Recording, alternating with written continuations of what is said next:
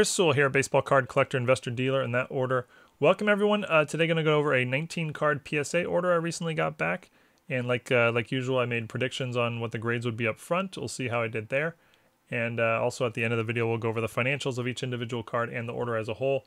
See how I did on the order financially. And yeah, it's mostly a vintage order, but there's I guess there's 4 modern cards thrown in there as well. But before we jump into that, I want to make 2 quick channel announcements. First one is that I'll be doing another question and answer video fairly soon. If you have a question for me, anything at all about a card or your collection or the channel or the hobby or whatever, feel free to leave it in the comments below, or you can send me an email and ask it that way. Either way, if you do so, I'll include it in the next question and answer video. And second announcement is my boy Jeremy Donson, the Texas Snowman. His auction house CIA, Collector Investor Auctions, is kicking off its monthly auction today. As I post this video, I'll run through next week. I'm a small stakeholder in the auction house. I believe in it heavily. I believe in Jeremy. And actually, I'm very proud of Jeremy. He's doing things the right way. And the auction house is off to a very, strong start here, 5 months in or whatever it is. And a lot of great stuff in this auction. Some nice high-end stuff. A lot of regular roller stuff too. $20, $50, $100 items. A nice mix for, all levels of collectors. But you can check out all the information on that, how to register or how to just follow along in the description below. But all right, let's check out this order. And these cards were sent in at the regular level, which is $75 per card. And I did not need to send in a bunch of these at that high a level. But I wanted to get them back quick. A bunch of these I sort of had pre-sold, or they're a part of partial sets that I had pre-sold. So I wanted to get them back quick. And I've also sort of noticed that, I don't know if this is true or not, but I feel like I get better grades when I send things in at the higher level. I don't know if that's just, maybe there's a different grader doing those, or, maybe it's just in my imagination. But I feel like that's the case. So anyway, I sent these in at the regular level, $75 per card. Probably about a third of them really shouldn't have been sent in at that high a level, but let's see how it all worked out. Like usual, I gave a 2 grade range on most guesses. A couple I gave only a 1 grade range just because I was pretty confident. Here's one of the ones I thought was pretty confident. It's 63 mantle, I guessed a 5, and it got a PSA 5. And that seemed like the only grade that sort of made sense for me. It's got some light corner wear, but 5 just seemed like the only obvious answer. 1955 Bowman Hank Aaron, the second year card. This got a 4, and I'd guessed 3 or 4. I actually thought 4 might be a tad generous on this. I thought 3 was more likely than 4. A little bit of corner wear, and it's off center, but yeah, happy with the 4 on that. Another 55 Bowman, this one Mickey Mantle. I'd guessed 2 or 3, and this one got a 3 again on sort of the high end of my guess. This one I also thought was a little generous. I thought 2 was more likely than 3. Some notable corner wear, and also off-centered, kind of like the Hank Aaron. But I've sort of adjusted my guesses recently. I'm guessing sort of 1 grade lower than I used to maybe 2 years ago, just because PSA has clearly gotten stricter, especially with their vintage. 53 Bowman Color, Bauer, Berra, and Mickey Mantle. This one got a 5, and that's a nice card. It's a solid 5. I'd guessed 5 or 6, so still within the range. All 4 of my, the first 4 cards at least here, all within the range of my guess. 1954 Bowman Willie Mays, the Say Hey Kid. This got a 5, and I had guessed 5 or 6. And this is actually a really, really sharp card. It's noticeably off-centered left to right, but other than that, the card is really, really, really a nice sharp card. I'd call that a high eye appeal 5. Next card, 1952 Bowman Large Jim Lansford, got a 4. This is actually a really expensive card. It's the last card in the set. The Bowman Large that year is a pretty rare set to begin with. I'd put 4 or 5 on the sheet, and it got a 4. So far, PSA is not doing me dirty, at least yet.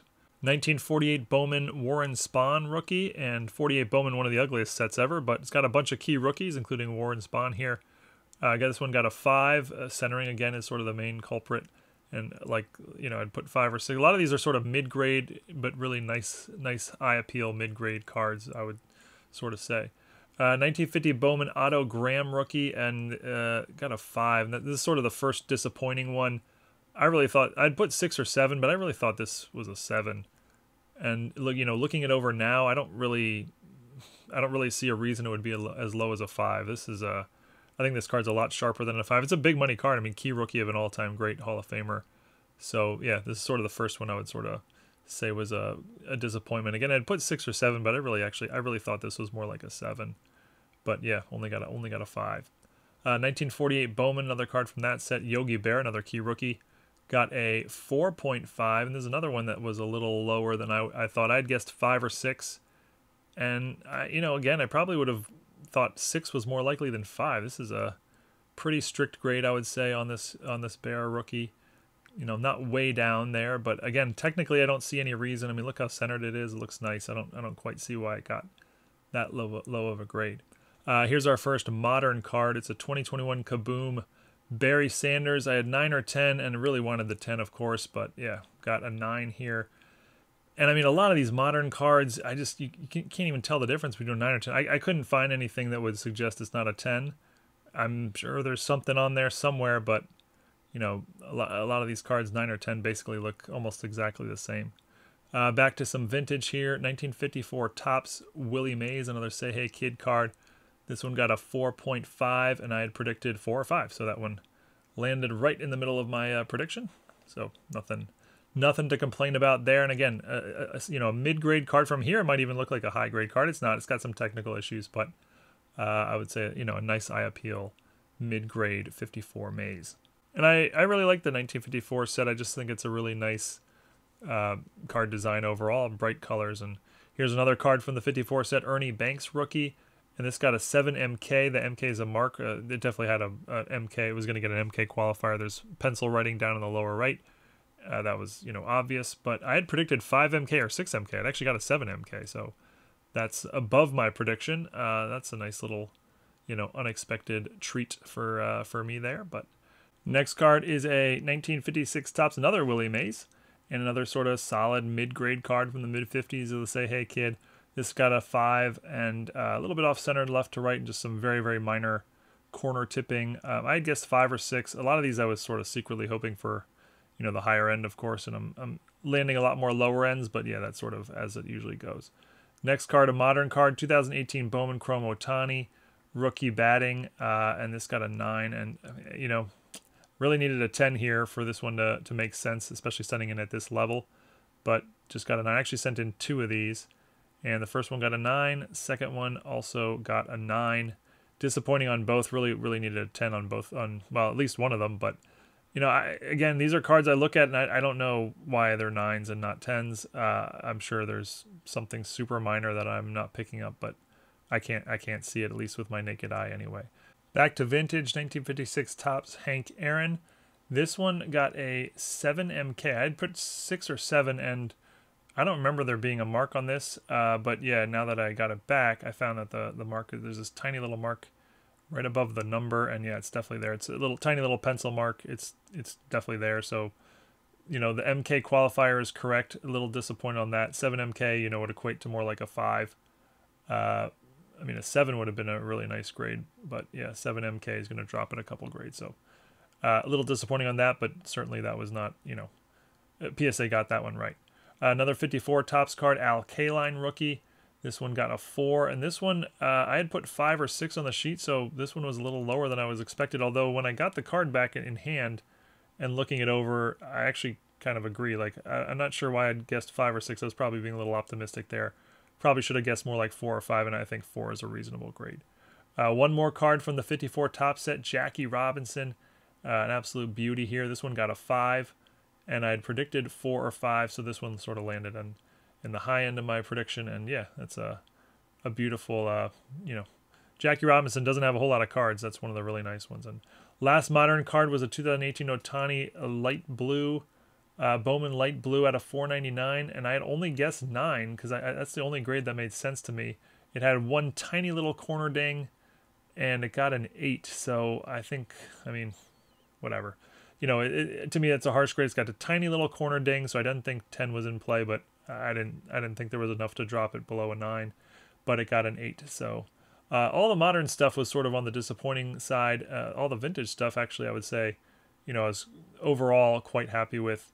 Looks like 3 cards got below my prediction, and 1 actually got above it. So that's I would call that a good result overall for certainly for the vintage anyway. All right, so let's look at each individual card and how it worked out with the finances. If I had sold this card raw, I think I would have gotten about $400 for it. I'm calling the grading fee $80. It was really $75, but we're going to round up to $80 to include shipping and insurance both ways.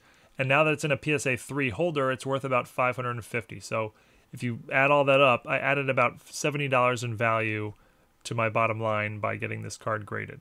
With the Hank Aaron, you know, same sort of thing. and the total value is only about $35. Now, there's a much added bonus, which is, when you have a card like this, it's much easier to sell it graded versus raw. So there's a huge convenience factor as well that the numbers aren't showing here. So just keep that in mind. With the 63 mantle, I think I would have gotten about $350 for it. In a PSA 5, it's about $550. So that's $120 extra added to my bottom line by getting it graded. The Warren Spawn added about $100 or so. The Yogi Berra added $220. Remember, this one actually got lower than I thought. This could have been quite a bit more if this had gotten a 6 like I thought it deserved. But Willie Mays 54 Bowman also added about 100. The 53 Bowman Berra Bauer Mantle added about 120. The Jim Lansford was actually, like I said, sort of a more expensive card than you might think. It's over $1,000 in a PSA 4, and I'm sort of guessing what I would have gotten for it raw here, maybe $750. So that added about $270. The Otto Graham, actually, I would call a loss, because if I had listed this myself, I would have listed it well above EX. I think it's a better than EX card. So I'm guessing raw would have gotten about $750. PSA 5s go for about $800. So when you factor in the grading fee, I actually sort of lost money on this. I mean, it's sort of a weird way to think of it, but it's probably roughly accurate. I might crack this and try again just to test my luck, but because like I said, I think this card's much nicer than a 5. But 56 Mays, this added quite a bit, $270 in added value there. The 56 Aaron with the mark only added about $70, but yeah, still a positive despite being lower than I expected.